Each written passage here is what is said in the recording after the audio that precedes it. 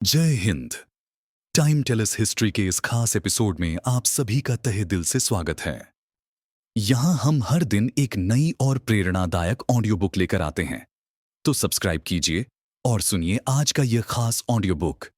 क्या आपने कभी सोचा है कि उस इंसान पर क्या बीतती होगी जिसके परदादा, दादी और पिता सभी देश के प्रधानमंत्री रहे हो? एक ऐसा इंसान जिसे जन्म से ही एक ऐसी विरासत मिली जिसे संभालना किसी के लिए भी आसान नहीं होता, और फिर उसी इंसान को उसी देश की राजनीति में इस कदर निशाना बनाया गया कि उसकी पहचान का हर हिस्सा उपहास का पात्र बन गया।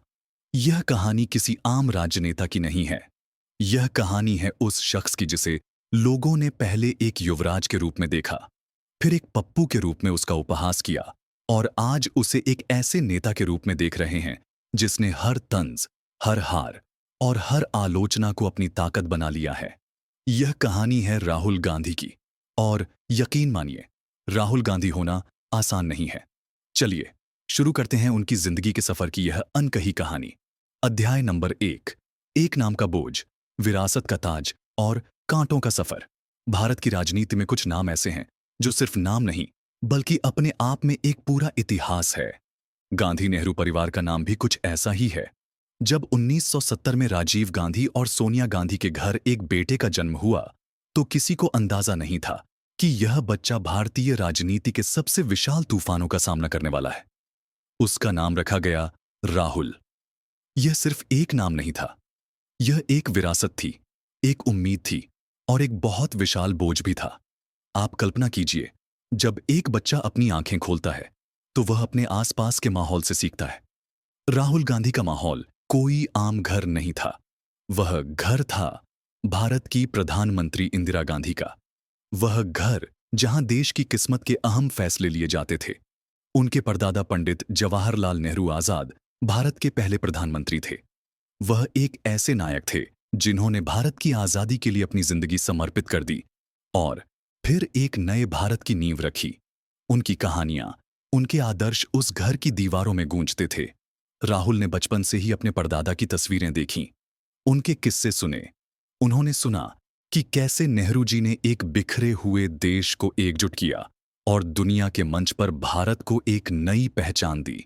यह सब सुनना किसी भी बच्चे के लिए गर्व की बात होती, लेकिन राहुल के लिए यह सिर्फ गर्व नहीं बल्कि एक पैमाना भी था। एक ऐसा पैमाना जिस पर भविष्य में उन्हें हर कदम पर तोला जाने वाला था। उनकी दादी इंदिरा गांधी, जिन्हें दुनिया आयरन लेडी के नाम से जानती थी, उस वक्त देश की सबसे शक्तिशाली शख्सियत थी। राहुल उनके बेहद करीब थे। वह अपनी दादी के साथ खेलते थे, उनके साथ वक्त बिताते थे, लेकिन उस खेल खेल में भी वह उस शक्ति और जिम्मेदारी के माहौल को महसूस करते थे जो उनकी दादी के चारों ओर हमेशा मौजूद रहता था। उनके घर पर अहम नेता आते थे, दुनिया भर के राष्ट्राध्यक्ष आते थे, और इन सब के बीच एक छोटा सा बच्चा अपनी दुनिया बना रहा था। उसे शायद तब यह समझ नहीं आता था कि यह सब क्या हो रहा है, लेकिन अवचेतन रूप से वह यह सीख रहा था कि सत्ता और राजनीति क्या होती है। यह एक ऐसा बचपन था जो बाहर से देखने पर किसी राजकुमार जैसा लगता था। एक सुनहरा पिंजरा, सारी सुख सुविधाएं थीं, सुरक्षा थी, सम्मान था, लेकिन शायद एक आम बच्चे की तरह गलियों में खेलने की, दोस्तों के साथ बेफिक्र घूमने की आजादी नहीं थी। हर कदम पर सुरक्षाकर्मी होते थे, हर हरकत पर नजर रखी जाती थी। यह उस नाम की कीमत थी जो उन्हें जन्म से मिला था। एक ऐसा नाम जो भारत के इतिहास से संबंधित था। एक ऐसा नाम जिसने भारत को बहुत कुछ दिया था, लेकिन साथ ही बहुत विशाल कुर्बानियां भी दी थीं। उनके पिता राजीव गांधी राजनीति से कोसों दूर थे। वह एक पायलट थे और अपनी छोटी सी दुनिया में खुश थे। वह नहीं चाहते थे कि राजनीति का साया उनके परिवार पर आए। वह अपने बच्चों को एक सामान्य जीवन देना चाहते थे, लेकिन किस्मत को कुछ और ही मंजूर था। पहले उनके छोटे भाई संजय गांधी की एक विमान दुर्घटना में मृत्यु हुई, और फिर हालात ऐसे बने कि राजीव गांधी को अपनी मां का साथ देने के लिए राजनीति में आना हुआ। राहुल ने अपने पिता को परिवर्तित होते देखा। एक हंसमुख बेफिक्र पायलट से एक गंभीर राजनेता बनते हुए उन्होंने देखा कि कैसे राजनीति एक इंसान को बदल देती है, कैसे उसकी निजी जिंदगी सार्वजनिक हो जाती है। यह सब देखकर शायद उनके मन में राजनीति के प्रति एक डर, एक तरह की अरुचि पैदा हो रही थी। वह देख रहे थे कि जिस राजनीति ने उनके परिवार को इतना सम्मान दिया, वही राजनीति उनके परिवार की खुशियां भी छीन रही थी। उनके चारों ओर एक ऐसा माहौल था जहां देश की सेवा एक परम कर्तव्य माना जाता था। लेकिन उस कर्तव्य की कीमत बहुत विशाल थी। उन्हें यह सिखाया जा रहा था कि देश सबसे पहले आता है, परिवार बाद में। लेकिन एक बच्चे के लिए यह समझना कितना मुश्किल होता है कि देश के लिए अपने परिवार की खुशियों की कुर्बानी क्यों देनी होती है। यह विरासत सिर्फ सत्ता और प्रधानमंत्री पद की नहीं थी। यह विरासत थी कुर्बानियों की, संघर्ष की और दर्द की। यह उस परिवार की कहानी थी जिसने आजादी की लड़ाई में हिस्सा लिया, जेल गए और फिर देश के निर्माण में अपनी पूरी जिंदगी लगा दी। इस विरासत का बोझ राहुल गांधी के कंधों पर अनजाने में ही डाल दिया गया था। लोग उन्हें नेहरू के परपोते, इंदिरा के पोते और राजीव के बेटे के रूप में देखते थे। उनकी अपनी पहचान इस भारी भरकम विरासत के नीचे कहीं दबी हुई थी। हर कोई उनसे उम्मीद करता था कि वह भी एक दिन अपने पूर्वजों की तरह देश का नेतृत्व करेंगे। लेकिन क्या वह खुद यह चाहते थे? क्या वह इस बोझ को उठाने के लिए तैयार थे? या वह अपनी एक अलग राह बनाना चाहते थे? यह एक ऐसा सवाल था जो उनके मन में जरूर चलता होगा। एक तरफ परिवार की उम्मीदें और देश की नजरें थीं, और दूसरी तरफ एक युवा मन था जो अपनी पहचान बनाना चाहता था। यह संघर्ष उनके जीवन की कहानी का पहला अध्याय था। एक ऐसा अध्याय जिसने उनके आने वाले कल की नींव रखी। लेकिन उन्हें क्या पता था कि यह विरासत का ताज, जिसे दुनिया इतने सम्मान से देखती है, जल्द ही उनके लिए कांटों का एक ऐसा ताज बनने वाला था जो उनके पूरे वजूद को लहूलान कर देगा।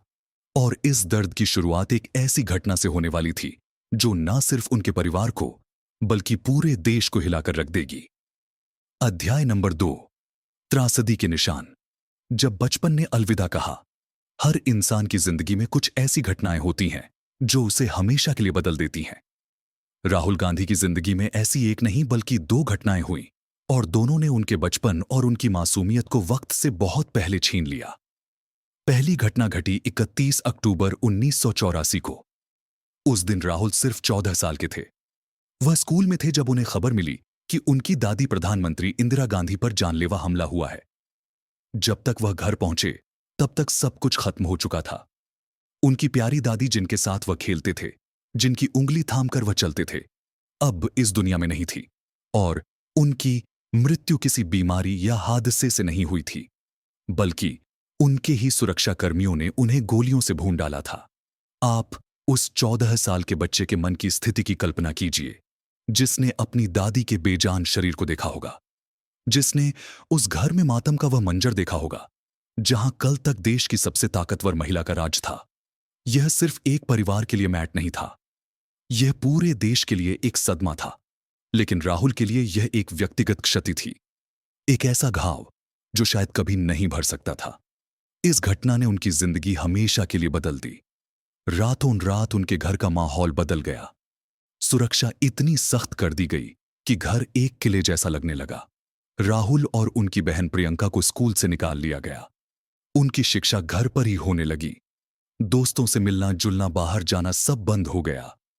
एक 14 साल का युवा जो अपनी दुनिया में मस्त था, अब अपने ही घर में कैद हो गया था।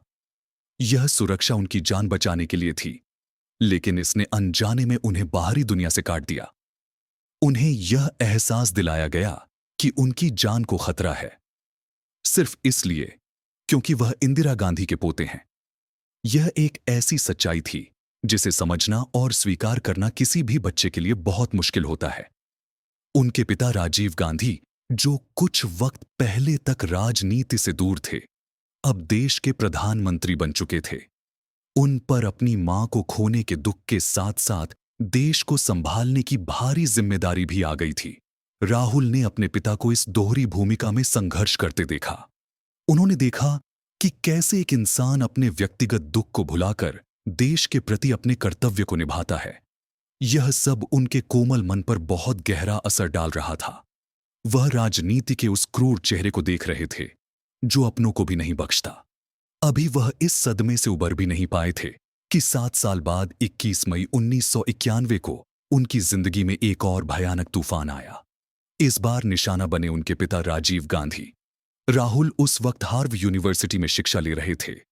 उन्हें एक फोन कॉल पर खबर मिली कि तमिलनाडु में एक चुनावी रैली के दौरान एक आत्मघाती हमले में उनके पिता की हत्या कर दी गई है। यह खबर उनके लिए किसी बिजली के झटके से कम नहीं थी। 21 साल की उम्र में उन्होंने अपने पिता को भी खो दिया, और उसी क्रूर राजनीति के हाथों, जिसने 7 साल पहले उनकी दादी को उनसे छीना था। इस बार का दर्द और भी गहरा था। उन्होंने सिर्फ अपना पिता नहीं खोया था, बल्कि उस इंसान को खोया था जो उनकी ढाल था, जो उन्हें राजनीति के साए से दूर रखने की कोशिश कर रहा था। इस घटना के बाद गांधी परिवार पर जो बीती उसका अंदाजा लगाना भी मुश्किल है। सोनिया गांधी ने अपने पति को खोया था, और राहुल और प्रियंका ने अपने पिता को, और यह सब उनकी आंखों के सामने हुआ था। उन्होंने राजनीति की सबसे भयानक कीमत चुकाई थी। 2 वंशों ने देश की सेवा में अपनी जान दे दी थी। इन 2 त्रासदियों ने राहुल गांधी के व्यक्तित्व को बनाने में सबसे अहम भूमिका निभाई। उन्होंने हिंसा और नफरत को बहुत करीब से देखा था।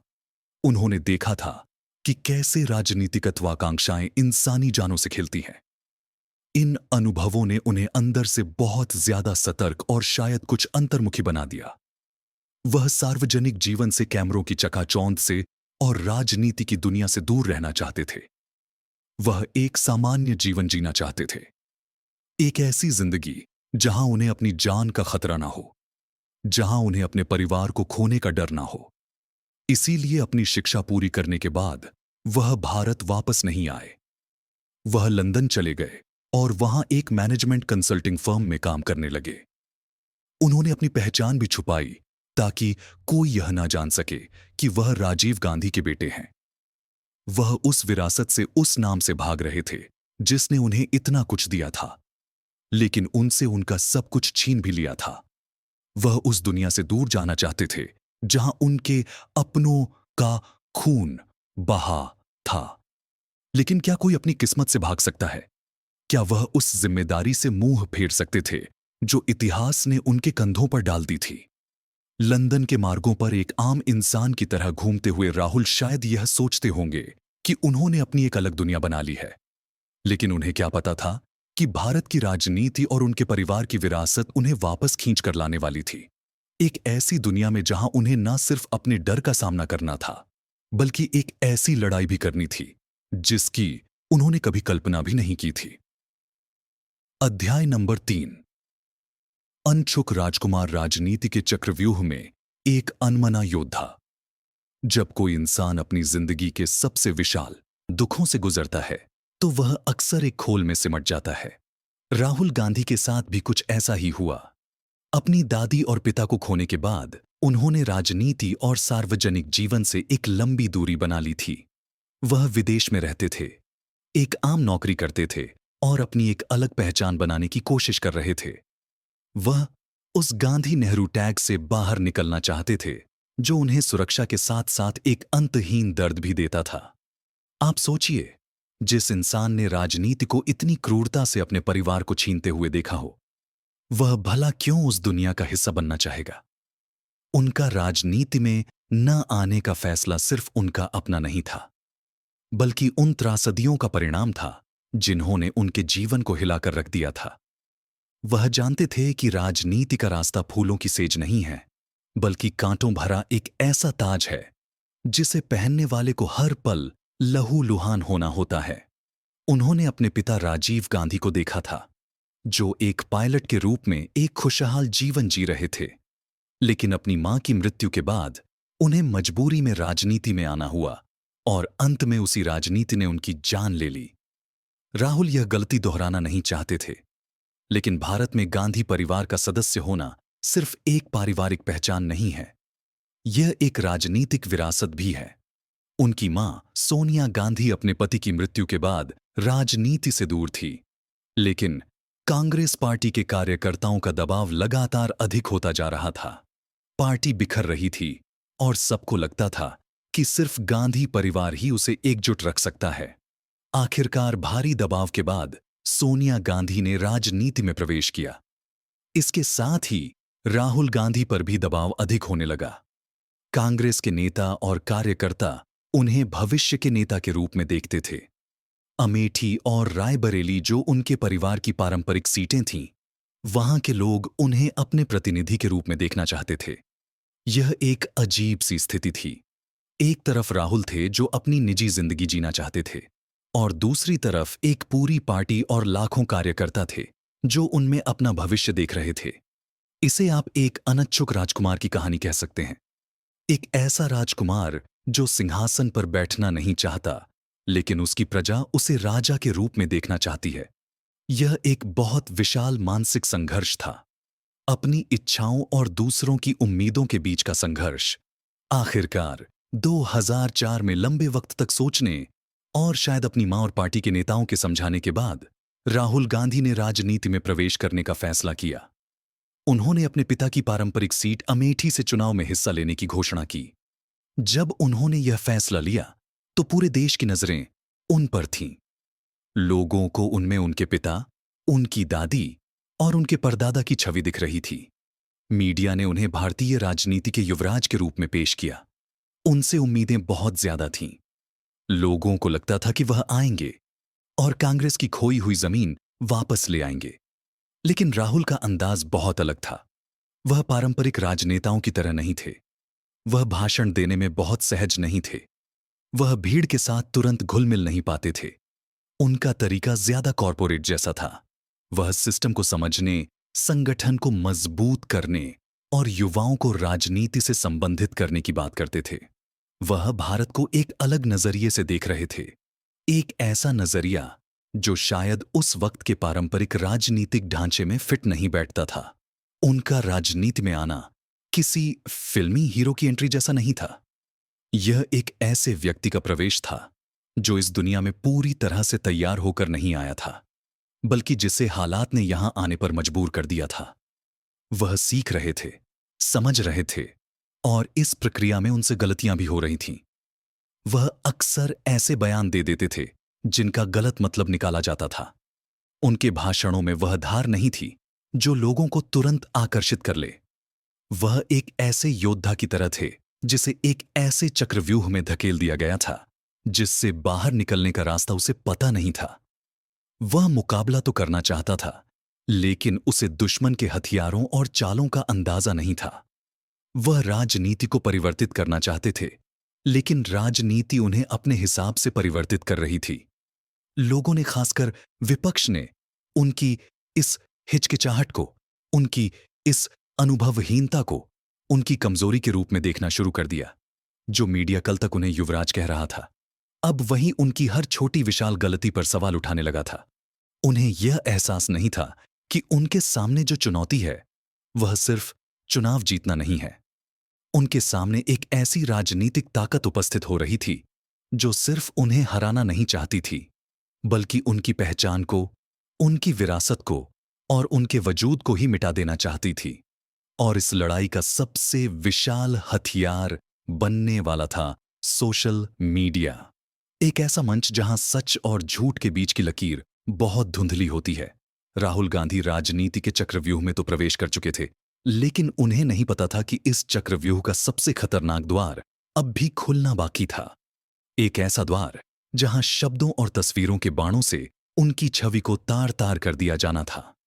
अध्याय नंबर 4, पहले कदम और पहली ठोकर। जब राजनीति ने इम्तिहान लेना शुरू किया, राजनीति के मैदान में उतरना एक बात है और उस मैदान में टिके रहना बिल्कुल दूसरी बात।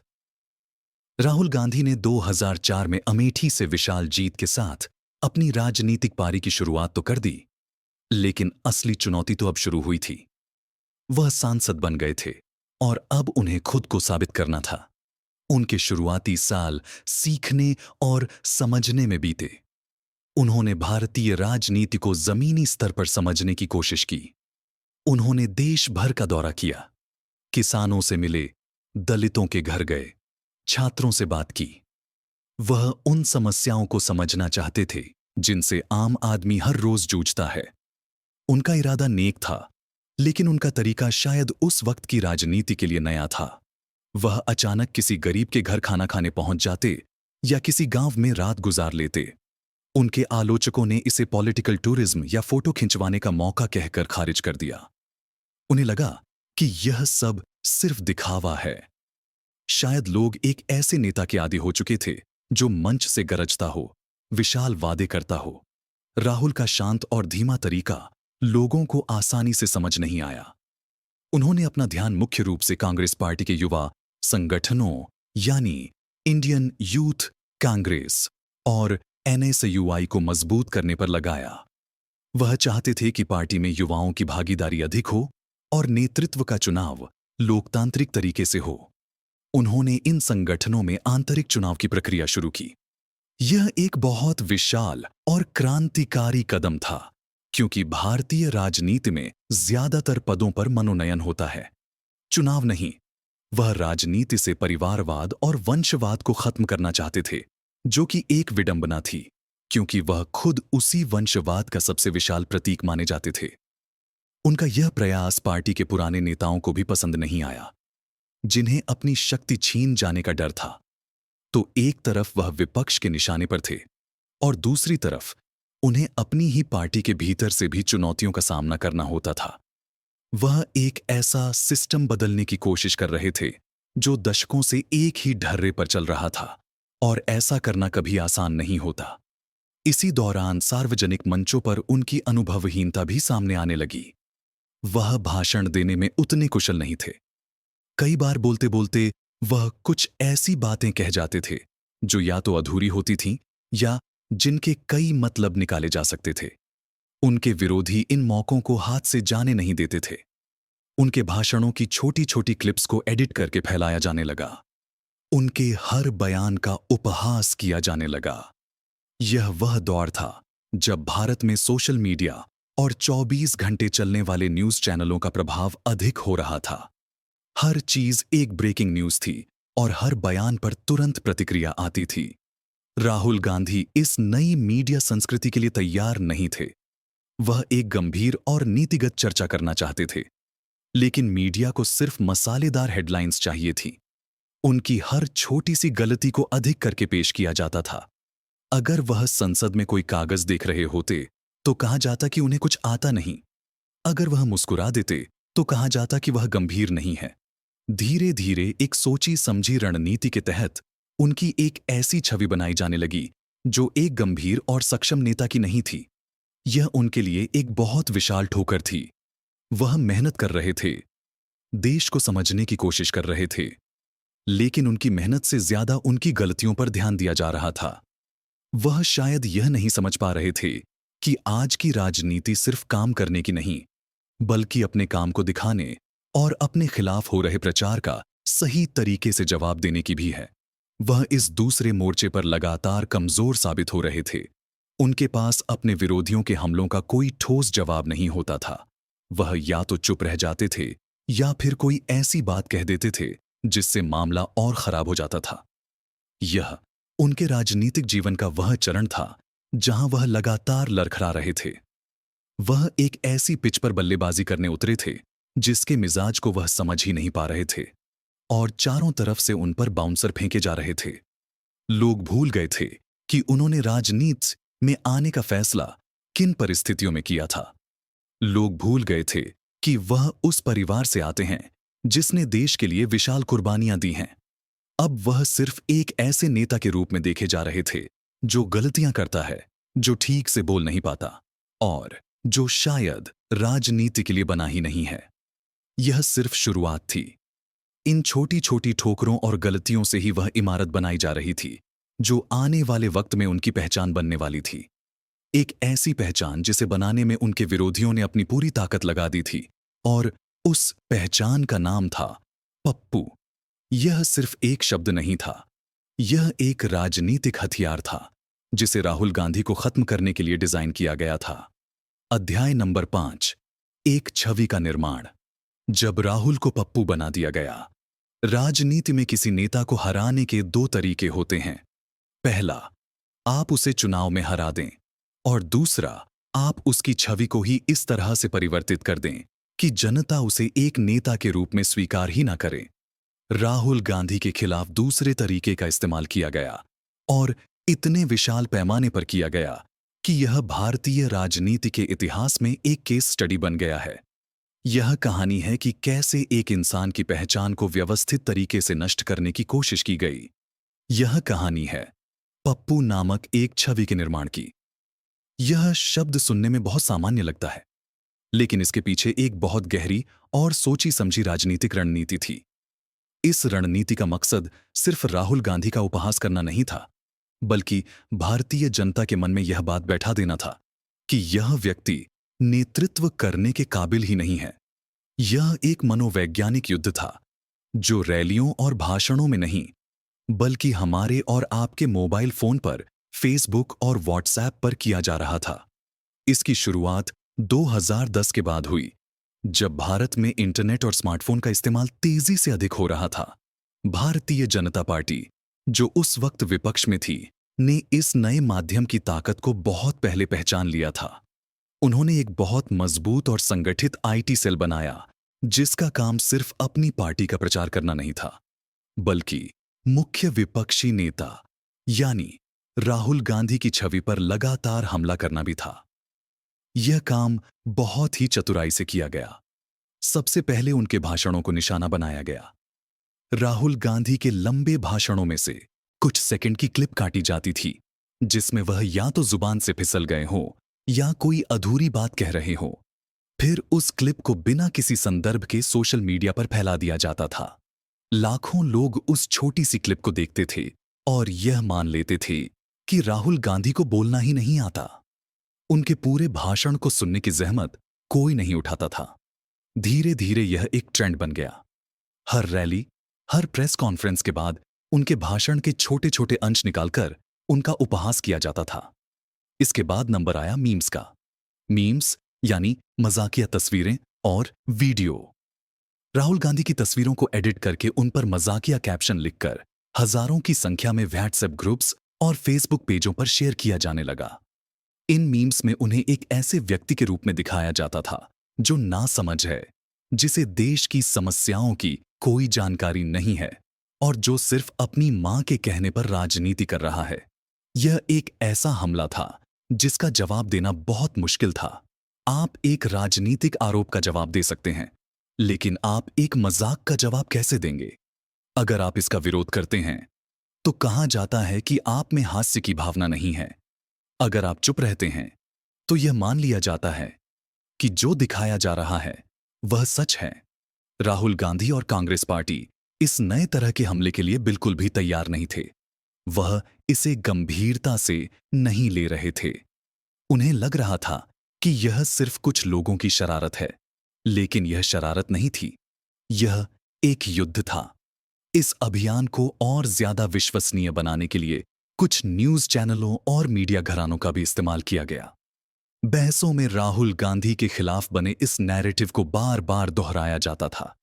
उनके बयानों को परिवर्तित करके पेश किया जाता था। अगर वह आलू की फैक्ट्री लगाने की बात करते थे, तो उसे इस तरह से दिखाया जाता था जैसे वह कह रहे हो कि आलू फैक्ट्री में उगता है। इस तरह की हजारों झूठी और आधी अधूरी खबरों के जरिए लोगों के दिमाग में यह भर दिया गया कि राहुल गांधी एक पप्पू हैं। यह शब्द इतना ज्यादा प्रचलित हो गया कि लोग उनका असली नाम भूलकर उन्हें इसी नाम से बुलाने लगे। यह एक नेता का चरित्र हनन था, जो बहुत ही क्रूर और निर्मम तरीके से किया जा रहा था। इसका असर यह हुआ कि राहुल गांधी जब कोई गंभीर मुद्दा भी उठाते थे, जैसे कि राफेल लड़ाकू विमान सौदे में भ्रष्टाचार का आरोप या किसानों की आत्महत्या का मुद्दा, तो लोग उनकी बात को गंभीरता से नहीं लेते थे। उन्हें लगता था कि यह तो पप्पू है, यह क्या बोलेगा। उनकी राजनीतिक विश्वसनीयता को लगभग खत्म कर दिया गया था। यह एक ऐसी लड़ाई थी जिसमें राहुल गांधी अकेले रह गए थे। उनकी अपनी पार्टी भी उन्हें ठीक से डिफेंड नहीं कर पा रही थी। वह एक ऐसी छवि के कैदी बन गए थे जिसे उनके दुश्मनों ने उनके लिए बनाया था। और इस छवि का सबसे विशाल इम्तिहान 2014 के आम चुनावों में होने वाला था। एक ऐसा चुनाव जो न सिर्फ देश की, बल्कि राहुल गांधी के राजनीतिक भविष्य की भी दिशा तय करने वाला था। अध्याय नंबर 6, राजनीतिक वनवास। हार, निराशा और इस्तीफे का दौर। जब किसी योद्धा की छवि को युद्ध से पहले ही मिट्टी में मिला दिया जाए, तो उसका हारना लगभग तय हो जाता है। 2014 के आम चुनाव राहुल गांधी के लिए किसी बुरे सपने की तरह साबित हुए। यह सिर्फ एक चुनाव नहीं था, बल्कि उस नैरेटिव की जीत थी जिसे सालों की मेहनत से उनके खिलाफ निर्मित किया गया था। भारतीय जनता पार्टी ने नरेंद्र मोदी के नेतृत्व में एक बहुत शक्तिशाली अभियान चलाया, जिसमें विकास और अच्छे दिनों के वादे थे। दूसरी तरफ कांग्रेस पार्टी थी, जिसका नेतृत्व राहुल गांधी कर रहे थे। लेकिन लोगों को राहुल गांधी में वह नेता नहीं दिखा जो देश को आगे ले जा सके।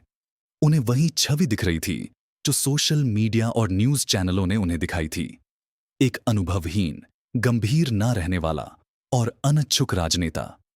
नतीजा यह हुआ कि कांग्रेस पार्टी अपनी इतिहास के सबसे बुरे प्रदर्शन पर सिमट गई। उसे सिर्फ 44 सीटें मिली। यह एक ऐसी हार थी जिसने पूरी पार्टी को हिलाकर रख दिया। राहुल गांधी ने अमेठी से अपनी सीट तो बचा ली, लेकिन वह उस तूफान को नहीं रोक पाए जिसने उनकी पार्टी को लगभग समाप्त ही कर दिया था। यह हार राहुल गांधी के लिए एक बहुत विशाल झटका था। यह उनके नेतृत्व पर एक जनमत संग्रह की तरह था और जनता ने उन्हें पूरी तरह से नकार दिया था। इस हार के बाद उन पर चौतरफा हमले होने लगे।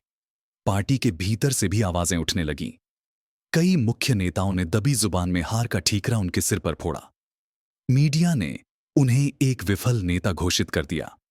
यह उनके राजनीतिक जीवन का सबसे कठिन दौर था। वह विपक्ष में थे, लेकिन उनकी आवाज में वह दम नहीं था जो सत्ता पक्ष को चुनौती दे सके। उन्होंने संसद में और बाहर सरकार को घेरने की कोशिश की। उन्होंने सूट-बूट की सरकार जैसे नारे दिए।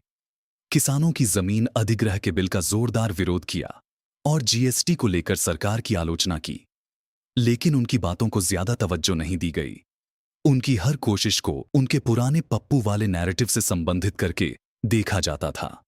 वह एक ऐसे चक्रव्यूह में फंस गए थे जहां से बाहर निकलने का कोई रास्ता नहीं दिख रहा था। 2014 से 2019 तक के 5 साल उनके लिए एक तरह का राजनीतिक वनवास थे। वह अध्यक्ष भी बने, लेकिन पार्टी को फिर से स्थापित करने की उनकी हर कोशिश नाकाम होती रही। एक के बाद एक राज्यों के चुनावों में कांग्रेस हारती गई। ऐसा लगने लगा था कि कांग्रेस पार्टी अब कभी सत्ता में वापस नहीं आ पाएगी।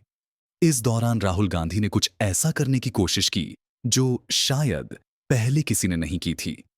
उन्होंने प्रधानमंत्री नरेंद्र मोदी पर सीधे और व्यक्तिगत हमले करने शुरू कर दिए। राफेल लड़ाकू विमान सौदे को लेकर उन्होंने चौकीदार चोर हैं का नारा दिया। उन्हें लगा कि अगर वह प्रधानमंत्री की छवि पर सीधा प्रहार करेंगे तो शायद लोग उनकी बात सुनेंगे। लेकिन यह दांव भी उल्टा साबित हुआ। लोगों ने इसे एक हताश नेता का हमला माना और प्रधानमंत्री मोदी ने इसे अपने अपमान से संबंधित करके चुनावी फायदा उठा लिया। 2019 के चुनाव आए और इस बार नतीजा 2014 से भी ज्यादा बुरा था। कांग्रेस सिर्फ 52 सीटों पर सिमट गई और सबसे विशाल सदमा तो यह था कि राहुल गांधी अपनी पारंपरिक सीट अमेठी से भी चुनाव हार गए। अमेठी की हार सिर्फ एक सीट की हार नहीं थी, यह प्रतीकात्मक रूप से उस विरासत की हार थी जिसे वह ढो रहे थे। यह उस परिवार के लिए एक बहुत विशाल झटका था जिसने वंशों से अमेठी का प्रतिनिधित्व किया था। इस हार के बाद राहुल गांधी पूरी तरह से हताश हो गए। उन्होंने हार की नैतिक जिम्मेदारी लेते हुए कांग्रेस अध्यक्ष के पद से इस्तीफा दे दिया। अपने इस्तीफे के पत्र में उन्होंने लिखा कि वह अकेले ही बीजेपी और आरएसएस की विचारधारा से मुकाबला कर रहे थे और पार्टी के कई मुख्य नेताओं ने उनका साथ नहीं दिया। यह एक तरह से उनका दर्द था जो बाहर आया था। उन्होंने महसूस किया कि वह एक ऐसी लड़ाई कर रहे हैं जिसमें वह बिल्कुल अकेले हैं। उनका इस्तीफा देना एक बहुत विशाल कदम था। कई लोगों ने इसे मैदान त्याग कर भागना कहा, तो कुछ ने इसे उनकी राजनीतिक समझ की कमी बताया। लेकिन शायद यह उनके लिए जरूरी था। शायद उन्हें उस पद के बोझ से मुक्त होने की जरूरत थी ताकि वह यह सोच सके कि आगे क्या करना है। वह अब न तो पार्टी के अध्यक्ष थे और न ही अमेठी के सांसद। उनके पास खोने के लिए अब कुछ नहीं बचा था। वह अपने राजनीतिक जीवन के सबसे निचले स्तर पर थे। चारों तरफ अंधेरा था, कोई उम्मीद की किरण नहीं दिख रही थी। लेकिन अक्सर जब इंसान सब कुछ हार जाता है तभी उसे अपनी असली ताकत का एहसास होता है। यह अंत नहीं था, यह एक नई शुरुआत की तैयारी थी। एक ऐसी शुरुआत जिसकी किसी ने कल्पना भी नहीं की थी। अध्याय नंबर 7। बदलाव के बीच खामोशी में एक नई रणनीति का जन्म। जब कोई इंसान अपनी जिंदगी की सबसे विशाल हार का सामना करता है, तो उसके पास दो रास्ते होते हैं। या तो वह हार मानकर बैठ जाए, या फिर वह उस हार के कारणों पर चिंतन करे और एक नई शुरुआत की तैयारी करे। 2019 में कांग्रेस अध्यक्ष पद से इस्तीफा देने के बाद राहुल गांधी ने दूसरा रास्ता चुना। वह अचानक से राजनीतिक परिदृश्य से लगभग गायब हो गए। वह मीडिया से बात नहीं करते थे, रैलियों में नहीं जाते थे और संसद में भी बहुत कम बोलते थे। उनके विरोधी और मीडिया ने कहना शुरू कर दिया कि राहुल गांधी ने राजनीति त्याग दी है, वह डर कर भाग गए हैं। लेकिन यह खामोशी एक तूफान से पहले की शांति थी।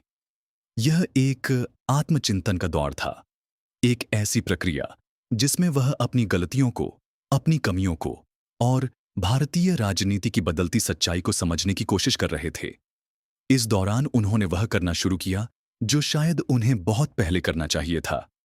उन्होंने भारत को फिर से अध्ययन करना और समझना शुरू किया, लेकिन इस बार एक राजनेता के तौर पर नहीं, बल्कि एक आम इंसान के तौर पर। वह देश के अलग अलग हिस्सों में गए, लेकिन बिना किसी मीडिया कवरेज के। वह छात्रों से मिले, अर्थशास्त्रियों से बात की, सामाजिक कार्यकर्ताओं के साथ वक्त बिताया और किसानों और मजदूरों के छोटे छोटे समूहों के साथ बैठकर उनकी समस्याओं को सुना।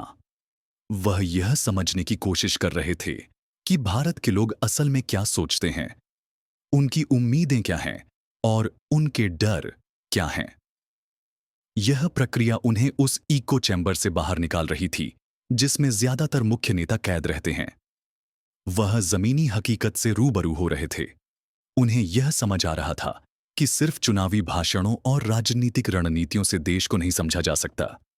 देश को समझने के लिए उसके लोगों के बीच जाना होता है, उनकी जिंदगी का हिस्सा बनना होता है। इसी आत्मचिंतन के दौर में उनके विचारों में भी एक विशाल परिवर्तन आया। उन्होंने महसूस किया कि उनकी लड़ाई सिर्फ एक राजनीतिक दल यानी बीजेपी से नहीं है, बल्कि एक विचारधारा यानी राष्ट्रीय स्वयंसेवक संघ आरएसएस की विचारधारा से है। उन्हें यह समझ आया कि जब तक वह इस वैचारिक लड़ाई को नहीं करेंगे, तब तक वह चुनावी राजनीति में सफल नहीं हो सकते। अब उनके भाषणों का फोकस बदल गया। वह अब सिर्फ सरकार की नीतियों की आलोचना नहीं करते थे, बल्कि वह भारत के विचार, संविधान के मूल्यों और अनेकता में एकता की बात करने लगे।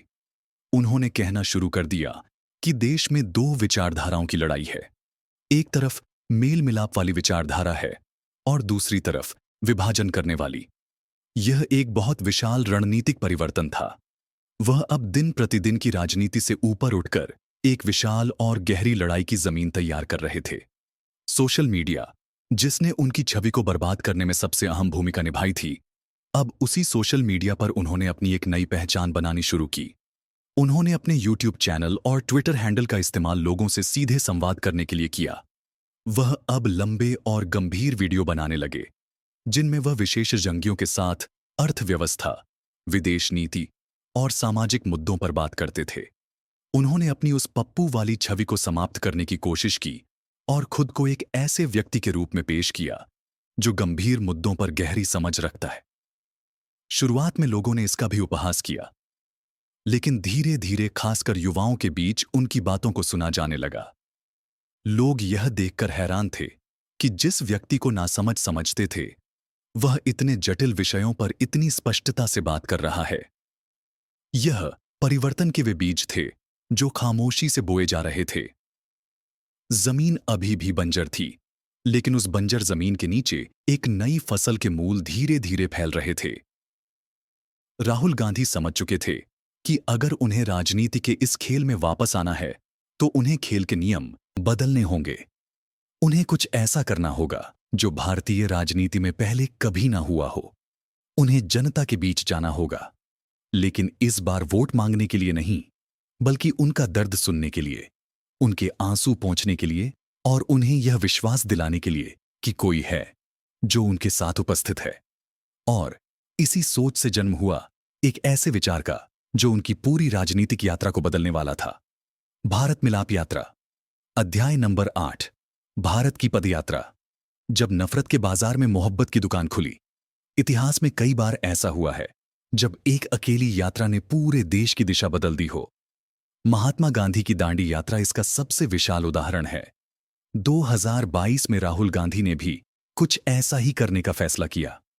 उन्होंने एक ऐसी यात्रा की घोषणा की जिसकी किसी ने कल्पना भी नहीं की थी। भारत मिलाप यात्रा। यह कोई चुनावी यात्रा नहीं थी। यह एक पद यात्रा थी। कन्याकुमारी से लेकर कश्मीर तक लगभग 4000 किलोमीटर की पैदल यात्रा। जब उन्होंने इसकी घोषणा की तो ज्यादातर राजनीतिक विश्लेषकों ने इसे एक और पॉलिटिकल स्टंट कहकर खारिज कर दिया। उन्हें लगा कि राहुल गांधी कुछ दिन चलेंगे, थक जाएंगे और यात्रा बंद हो जाएगी। बीजेपी ने इसका उपहास करते हुए कहा कि यह परिवार बचाओ यात्रा है। किसी को भी यह विश्वास नहीं था कि यह 7 सितंबर 2022 को राहुल गांधी ने कन्याकुमारी से अपनी यात्रा शुरू की। शुरुआत में उनके साथ कुछ 100 लोग थे, लेकिन जैसे जैसे वह आगे जाते गए, लोगों का जनसूह उनके साथ शामिल होता गया। यह किसी राजनीतिक रैली की भीड़ नहीं थी। यह आम लोगों का सैलाब था। किसान, मजदूर, छात्र, महिलाएं, बच्चे, वृद्ध, हर धर्म, हर जाति, हर वर्ग के लोग इस यात्रा का हिस्सा बन रहे थे। लोग घंटों तक मार्ग के किनारे उपस्थित होकर उनका इंतजार करते थे, सिर्फ उनकी एक झलक पाने के लिए, उनसे हाथ मिलाने के लिए। राहुल गांधी भी सबसे मिल रहे थे। वह बच्चों को गले लगाते, बुजुर्गों का हाथ थामते, महिलाओं की समस्याएं सुनते और युवाओं के साथ कदम से कदम मिलाकर चलते। उन्होंने अपनी उस छवि को समाप्त कर दिया जो एक अभिमानी और पहुंच से दूर नेता की थी। वह अब लोगों के बीच के लोगों के अपने राहुल बन रहे थे। इस यात्रा के दौरान उनका एक नया रूप भी सामने आया। उनकी दाढ़ी अधिक हो गई थी। उनके चेहरे पर धूप और धूल का असर साफ दिख रहा था, लेकिन उनकी आंखों में एक नई चमक थी, एक नई ऊर्जा थी। वह हर दिन 25 किलोमीटर पैदल चलते थे और शाम को एक जनसभा को संबोधित करते थे। और इन सभाओं में उन्होंने एक नया नारा दिया, मैं नफरत के बाजार में मोहब्बत की दुकान खोलने आया हूं। यह एक बहुत शक्तिशाली संदेश था। एक ऐसे वक्त में जब देश में धर्म और जाति के नाम पर नफरत फैलाई जा रही थी, राहुल गांधी प्यार, भाईचारे और एकता की बात कर रहे थे। वह कह रहे थे कि यह देश सबका है और इसे टूटने नहीं दिया जा सकता। उनकी यह बात सीधे लोगों के दिलों में उतर रही थी। मीडिया, जो सालों से उनकी नकारात्मक छवि दिखाता आ रहा था, अब मजबूर हो गया था इस यात्रा की तस्वीरें दिखाने के लिए। और इन तस्वीरों में एक बिल्कुल अलग राहुल गांधी दिख रहे थे। एक दृढ़, आत्मविश्वासी और सहानुभूति रखने वाला नेता। यह यात्रा सिर्फ एक राजनीतिक घटना नहीं थी। यह राहुल गांधी के लिए एक तपस्या की तरह थी। उन्होंने भारत की आत्मा को करीब से महसूस किया। उन्होंने उस दर्द, उस गरीबी और उस असमानता को देखा जो अक्सर विशाल शहरों की चकाचौंध में छिप जाती है। इस यात्रा ने उन्हें अंदर से बदल दिया। उनका डर खत्म हो गया। वह अब इस बात की परवाह नहीं करते थे कि मीडिया उनके बारे में क्या कहता है या उनके विरोधी उनका कितना उपहास करते हैं। उन्हें अपनी दिशा मिल गई थी, अपना मकसद मिल गया था। वह अब सत्ता के लिए नहीं, बल्कि एक विचार के लिए संघर्ष कर रहे थे। भारत के उस विचार के लिए जिसे वह बचाना चाहते थे। 135 दिनों तक चलने के बाद यह यात्रा श्रीनगर के लाल चौक पर तिरंगा फहराने के साथ समाप्त हुई। जब उन्होंने बर्फबारी के बीच हजारों लोगों के सामने अपना आखिरी भाषण दिया, तो उनकी आवाज में एक नई दृढ़ता थी। वह अब एक अनच्छुक राजकुमार नहीं थे, ना ही वह एक पप्पू थे। वह एक ऐसे नेता के रूप में उपस्थित थे जिसने पूरे देश को पैदल नाप लिया था, जिसने करोड़ों लोगों के दिलों को छुआ था और जिसने अपने सबसे विशाल आलोचकों को भी यह सोचने पर मजबूर कर दिया था कि शायद उन्होंने इस इंसान को समझने में गलती कर दी। भारत मिलाप यात्रा ने राहुल गांधी को एक नया जीवन दिया था, एक नया अवतार दिया था। लेकिन क्या यह नया अवतार चुनावी राजनीति की कसौटी पर खरा उतर पाएगा? यह सवाल अभी भी बाकी था। अध्याय नंबर 9, एक नया अवतार। संसद से मार्ग तक एक निडर आवाज। भारत मिलाप यात्रा सिर्फ एक यात्रा नहीं थी, यह एक कायाकल्प था। जब राहुल गांधी दिल्ली वापस लौटे तो वह वहीं पुराने राहुल नहीं थे। उनके चलने का तरीका, उनके बोलने का अंदाज, उनका आत्मविश्वास, सब कुछ बदल चुका था। वह जो तपस्या करके आए थे, उसकी आग उनकी आंखों में साफ दिख रही थी। अब वह रक्षात्मक नहीं, बल्कि आक्रामक थे। उन्होंने तय कर लिया था कि वह अब चुप नहीं रहेंगे, बल्कि सत्ता से सीधे और तीखे सवाल पूछेंगे। और इसका सबसे विशाल सबूत संसद के बजट सत्र में देखने को मिला। जब उन्होंने राष्ट्रपति के अभिभाषण पर धन्यवाद प्रस्ताव की चर्चा में हिस्सा लिया, उस दिन संसद में जो हुआ, उसने भारतीय राजनीति में एक नया अध्याय लिख दिया। राहुल गांधी ने अपने भाषण में प्रधानमंत्री नरेंद्र मोदी और उद्योगपति गौतम अडानी के संबंधों पर सीधा हमला बोला। उन्होंने तस्वीरों और दस्तावेजों का हवाला देते हुए यह आरोप लगाया कि सरकार अपने नियमों को ताक पर रखकर एक खास उद्योगपति को फायदा पहुंचा रही है। उनका भाषण इतना तथ्यात्मक और आक्रामक था कि सत्ता पक्ष के सांसद भी हैरान रह गए।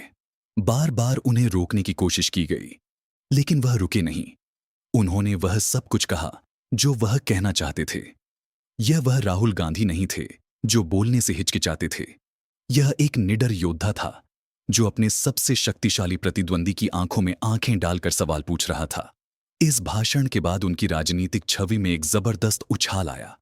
जो लोग उन्हें अब तक गंभीरता से नहीं लेते थे, वे भी उनकी तारीफ करने लगे। उन्हें लगा कि देश को एक ऐसे विपक्षी नेता की जरूरत है जो सरकार से डरता ना हो। लेकिन इस नए अवतार की उन्हें एक विशाल कीमत भी चुकानी हुई। उनके भाषण के कुछ ही हफ्तों बाद गुजरात की एक अदालत ने एक पुराने मानहानि के मामले में उन्हें 2 साल की सजा सुना दी। यह मामला 2019 के उनके एक भाषण से संबंधित था। सजा सुनाए जाने के 24 घंटे के भीतर लोकसभा सचिवालय ने उनकी संसद की सदस्यता रद्द कर दी। यह एक अभूतपूर्व घटना थी। एक प्रमुख विपक्षी नेता को संसद से बाहर कर दिया गया था। उन्हें अपना सरकारी बंगला भी खाली करने का नोटिस मिल गया। बीजेपी को लगा कि इससे राहुल गांधी हताश हो जाएंगे और उनकी राजनीतिक पारी खत्म हो जाएगी। लेकिन हुआ इसका ठीक उल्टा। इस घटना ने राहुल गांधी को एक नायक बना दिया। लोगों को लगा कि उन्हें सच बोलने की सजा दी जा रही है। विपक्ष की सारी पार्टियां उनके समर्थन में एकजुट हो गईं। यह एक तरह से विपक्ष के गठबंधन इंडिया की नींव रखने वाली घटना बन गई। संसद से बाहर होने के बाद भी राहुल गांधी चुप नहीं बैठे। उन्होंने अपनी लड़ाई को मार्ग पर जारी रखा। उन्होंने प्रेस कॉन्फ्रेंस की, रैलियां की और लोगों को बताया कि उन्हें क्यों निशाना बनाया जा रहा है। उन्होंने कहा कि वह अडानी के मुद्दे पर सवाल पूछना बंद नहीं करेंगे, चाहे उन्हें जेल ही क्यों ना हो जाए। उनका यह निडर रवैया लोगों को बहुत पसंद आया। कुछ महीनों बाद सुप्रीम कोर्ट ने उनकी सजा पर रोक लगा दी और उनकी संसद सदस्यता बहाल हो गई। जब वह संसद वापस लौटे तो उनका एक हीरो की तरह स्वागत किया गया। इस पूरी घटना ने उनकी छवि को पूरी तरह से बदल दिया था। वह अब एक दुखियारे नहीं, बल्कि एक लड़ाकू के रूप में देखे जा रहे थे। एक ऐसा नेता जो सत्ता के सामने झुकने को तैयार नहीं है। इस नए अवतार ने 2024 के आम चुनावों के लिए मंच तैयार कर दिया था। अब लड़ाई बराबरी की लग रही थी। एक तरफ प्रधानमंत्री मोदी की लोकप्रियता थी और दूसरी तरफ राहुल गांधी का नया और जुझारू अवतार। ये एक ऐसा महासंग्राम होने वाला था जिसका नतीजा अप्रत्याशित होने की पूरी संभावना थी। अध्याय नंबर 10, 2024 का महासंग्राम। जब उम्मीदों ने नतीजों को चौंका दिया। 2024 के आम चुनाव भारतीय लोकतंत्र के इतिहास के सबसे महत्वपूर्ण चुनावों में से एक माने जा रहे थे। एक तरफ भारतीय जनता पार्टी और प्रधानमंत्री नरेंद्र मोदी थे, जो 400 पार के नारे के साथ लगातार तीसरी बार सत्ता में वापसी का दावा कर रहे थे। उनका अभियान बहुत भव्य और आक्रामक था। ऐसा लग रहा था कि विपक्ष उनके सामने कहीं टिक ही नहीं पाएगा। दूसरी तरफ था इंडिया गठबंधन, जिसका चेहरा अनौपचारिक रूप से राहुल गांधी ही थे। किसी को भी इस गठबंधन से ज्यादा उम्मीदें नहीं थीं। ज्यादातर मीडिया सर्वे और राजनीतिक पंडित यह मानकर चल रहे थे कि बीजेपी आसानी से चुनाव जीत जाएगी और कांग्रेस एक बार फिर 100 सीटों के नीचे सिमट जाएगी। लेकिन राहुल गांधी और उनकी टीम की योजना कुछ और ही थी। इस बार राहुल गांधी ने चुनाव प्रचार का तरीका बदल दिया। उन्होंने विशाल रोड शो और रैलियों की जगह छोटी छोटी सभाओं और लोगों से सीधे संवाद पर ज्यादा ध्यान दिया। उन्होंने अपने अभियान के केंद्र में दो मुख्य मुद्दे रखे, संविधान और सामाजिक न्याय। हाथ में हमेशा भारत के संविधान की एक लाल रंग की किताब होती थी। वह अपनी हर सभा में उस किताब को दिखाते और कहते कि यह चुनाव देश के संविधान को बचाने का चुनाव है। उन्होंने आरोप लगाया कि बीजेपी अगर फिर से सत्ता में आई तो वह संविधान को बदल देगी और दलितों, पिछड़ों और आदिवासियों का आरक्षण खत्म कर देगी। यह एक ऐसा मुद्दा था जो सीधे तौर पर देश के एक बहुत विशाल वर्ग से संबंधित था। उनका दूसरा मुख्य मुद्दा था सामाजिक न्याय। उन्होंने जातिगत जनगणना कराने का वादा किया और कहा कि जिसकी जितनी आबादी है उसे उतनी हिस्सेदारी मिलनी चाहिए। उन्होंने बेरोजगारी, महंगाई और अग्निवीर योजना जैसे मुद्दों को भी जोर शोर से उठाया। उनका प्रचार करने का तरीका बहुत सरल लेकिन प्रभावी था। वह अपनी बहन प्रियंका गांधी के साथ मिलकर एक बहुत ही ऊर्जावान अभियान चला रहे थे। जहां बीजेपी का अभियान बहुत ज्यादा केंद्रीयकृत और प्रधानमंत्री मोदी के चेहरे पर निर्भर था, वहीं राहुल गांधी और कांग्रेस ने कई स्थानीय नेताओं को भी आगे रखा। उन्होंने यह संदेश देने की कोशिश की कि यह लड़ाई किसी एक व्यक्ति की नहीं, बल्कि देश को बचाने की लड़ाई है। उन्होंने प्रधानमंत्री मोदी पर व्यक्तिगत हमले करने से परहेज किया, जो उन्होंने 2019 में किया था। इस बार उनका फोकस पूरी तरह से मुद्दों पर था। उनका अभियान धीरे धीरे जमीन पर अपनी स्थिति मजबूत कर रहा था, लेकिन मुख्य धारा का मीडिया इसे दिखाने को तैयार नहीं था। वह अभी भी यही दिखा रहा था कि देश में मोदी लहर चल रही है। 4 जून 2024 को जब वोटों की गिनती शुरू हुई तो जो नतीजे आने शुरू हुए उन्होंने सबको चौंका दिया। बीजेपी अपने दम पर बहुमत के आंकड़े यानी 272 सीटों से काफी दूर रह गई। उसे सिर्फ 240 सीटें मिलीं। 400 पार का नारा एक उपहास बनकर रह गया। दूसरी तरफ कांग्रेस पार्टी ने सबको हैरान करते हुए 99 सीटें जीतीं, जो पिछले 2 चुनावों के मुकाबले लगभग दोगुनी थीं। इंडिया गठबंधन ने मिलकर 233 से ज्यादा सीटें हासिल कीं। यह नतीजे किसी भी एग्जिट पोल से मेल नहीं खाते थे। यह भारतीय मतदाताओं का एक ऐसा फैसला था जिसकी किसी ने उम्मीद नहीं की थी। राहुल गांधी खुद रायबरेली और वायनाड दोनों सीटों से भारी अंतर से चुनाव जीते। इस चुनाव ने राहुल गांधी को भारतीय राजनीति के केंद्र में फिर से स्थापित कर दिया। उन्होंने साबित कर दिया कि उन्हें अब हल्के में नहीं लिया जा सकता। उन्होंने एक हारी हुई बाजी को लगभग पलट ही दिया था। भले ही वह सरकार नहीं बना पाए, लेकिन उन्होंने सत्ता पक्ष को एक मजबूत संदेश दे दिया था कि अब देश में एक शक्तिशाली विपक्ष मौजूद है। यह उनके राजनीतिक जीवन की सबसे विशाल जीत थी। एक ऐसी जीत जो हारकर भी जीती गई थी, और इस जीत ने उनके लिए एक नई और बहुत विशाल जिम्मेदारी का दरवाजा खोल दिया था। अध्याय नंबर 11, विपक्ष का नेता, एक नई भूमिका, एक नई शुरुआत। 2024 के चुनाव नतीजों ने भारतीय संसद की तस्वीर बदल दी थी। 10 साल बाद देश को एक मजबूत विपक्ष मिला था, और उस विपक्ष का सर्वसम्मत नेता कौन होगा, इस पर किसी को कोई संदेह नहीं था। वह थे राहुल गांधी। सालों तक जिम्मेदारियों से दूर रहने के आरोपों का सामना करने वाले राहुल गांधी ने इस बार कांग्रेस कार्यसमिति के प्रस्ताव को स्वीकार किया और लोकसभा में विपक्ष के नेता का पद संभालने के लिए तैयार हो गए। यह एक ऐतिहासिक पल था। यह सिर्फ एक पद नहीं था, बल्कि उनकी सालों की मेहनत, उनके संघर्ष और उनकी तपस्या का परिणाम था। यह उस व्यक्ति के लिए एक सम्मान था जिसे खत्म करने की हर संभव कोशिश की गई, लेकिन जो हर बार और ज्यादा मजबूत होकर वापस आया। विपक्ष का नेता बनना उनके लिए एक कांटों भरा ताज है। यह एक बहुत विशाल जिम्मेदारी है। अब उन्हें न सिर्फ अपनी पार्टी की, बल्कि पूरे इंडिया गठबंधन की आवाज बनना है। उन्हें संसद के भीतर और बाहर सरकार की नीतियों पर नजर रखनी है, जनहित के मुद्दों को उठाना है और यह सुनिश्चित करना है कि सरकार अपनी जवाबदेही से भागे नहीं। उनकी पहली परीक्षा संसद के सत्र में ही हो गई, जब उन्होंने विपक्ष के नेता के रूप में अपना पहला भाषण दिया। उनका भाषण संतुलित, तथ्यात्मक और बहुत प्रभावशाली था। उन्होंने सरकार को बधाई दी, लेकिन साथ ही यह भी साफ कर दिया कि विपक्ष सिर्फ विरोध के लिए विरोध नहीं करेगा, बल्कि सहयोग के साथ साथ अपनी निगरानी की भूमिका भी पूरी ईमानदारी से निभाएगा। उन्होंने नीट परीक्षा में हुई धांधली और अग्निवीर योजना जैसे मुद्दों पर सरकार को घेरा और युवाओं की आवाज को संसद में उठाया। उनके भाषण ने यह तय कर दिया कि आने वाले 5 साल सरकार के लिए आसान नहीं होने वाले हैं।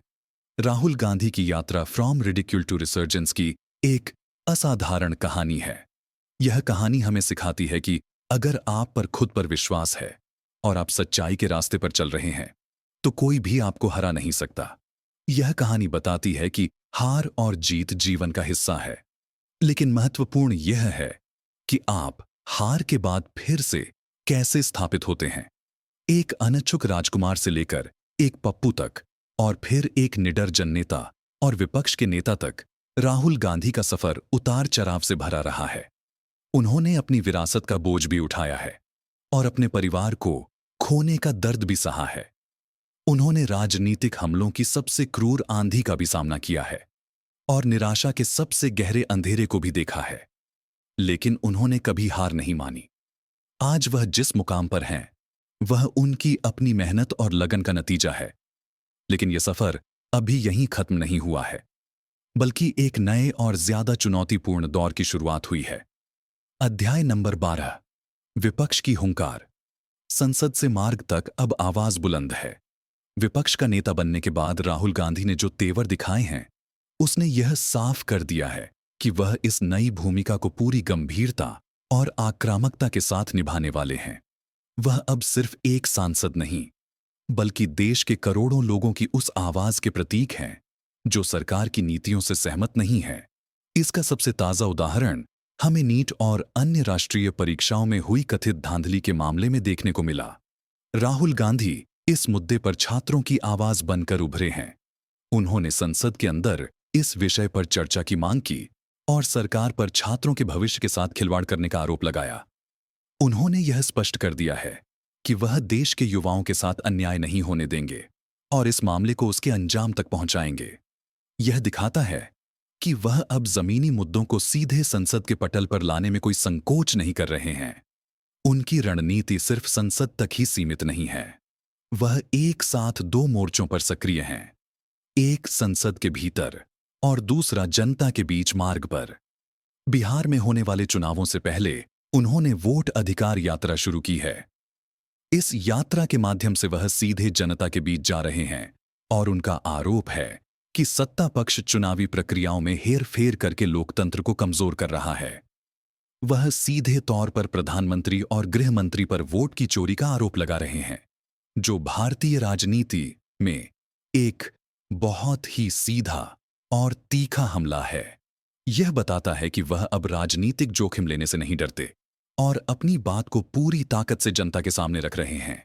हाल के सर्वे और जनमत के आंकड़े भी यही दिखाते हैं कि उनकी लोकप्रियता में एक अहम उछाल आया है। लोग अब उन्हें एक गंभीर और परिपक्व नेता के रूप में देख रहे हैं, जो विपक्ष का नेतृत्व करने के लिए सबसे उपयुक्त है। यह राहुल गांधी का एक नया अवतार है, एक ऐसा नेता जो अपनी विफलताओं से सीखकर और भी मजबूत हुआ है। उनकी राजनीतिक रणनीति में भी एक गहरा परिवर्तन आया है। वह अब व्यक्तिगत हमलों की जगह संस्थागत मुद्दों जैसे संविधान की रक्षा, सामाजिक न्याय और चुनावी प्रक्रियाओं की पारदर्शिता पर ज्यादा ध्यान केंद्रित कर रहे हैं। उन्होंने अपनी एक ऐसी छवि बनाई है जो न केवल सत्ता को चुनौती देती है, बल्कि एक वैकल्पिक दृष्टिकोण भी प्रस्तुत करती है। उनकी कहानी अब भी खत्म नहीं हुई है। वास्तव में विपक्ष के नेता के रूप में उनकी कहानी का एक नया और शायद सबसे महत्वपूर्ण अध्याय अब शुरू हुआ है। वह अब सिर्फ एक चुनौती देने वाले नहीं हैं, बल्कि भारतीय राजनीति के केंद्रीय स्तंभ बन गए हैं, जिनकी हर चाल पर पूरे देश की नजर है। तो यह थी राहुल गांधी के अब तक के सफर की कहानी। एक ऐसी कहानी जो हमें प्रेरणा देती है कि हमें कभी भी किसी को उसकी बाहरी छवि या दूसरों के द्वारा बनाए गए नैरेटिव के आधार पर नहीं आंकना चाहिए। हर इंसान के अंदर एक कहानी होती है, एक संघर्ष होता है, और हमें उस कहानी को समझने की कोशिश करनी चाहिए। मुझे उम्मीद है कि द स्पोकन लाइब्रेरी पर हमारी आज की यह कहानी it's not easy to be Rahul Gandhi आपको पसंद आई होगी। इस कहानी ने आपको सोचने पर मजबूर किया होगा। उनकी यात्रा, जिसमें उपहास से लेकर एक मजबूत वापसी तक शामिल है। और अब विपक्ष के एक मुखर नेता के रूप में उनकी भूमिका के बारे में आपकी क्या राय है? नीचे कमेंट्स में हमें अपने विचार जरूर बताएं। हम आपके हर कमेंट को देखते हैं। अगर आपको हमारी यह कहानी अच्छी लगी तो कृपया इसे लाइक करें और अपने दोस्तों और परिवार के साथ शेयर करें। और सबसे जरूरी बात, अगर आप भविष्य में भी ऐसी ही अनसुनी और प्रेरणादायक कहानियां सुनना चाहते हैं तो द स्पोकन लाइब्रेरी को सब्सक्राइब करना ना भूलें। आपका एक सब्सक्राइब हमें इन गुमनाम कहानियों को आप तक लाने की ताकत देता है। आपसे जल्द ही मिलूंगा एक नई कहानी के साथ, एक नए खोए हुए नायक की गाथा के साथ। तब तक के लिए अपना ख्याल रखिए। जय हिंद।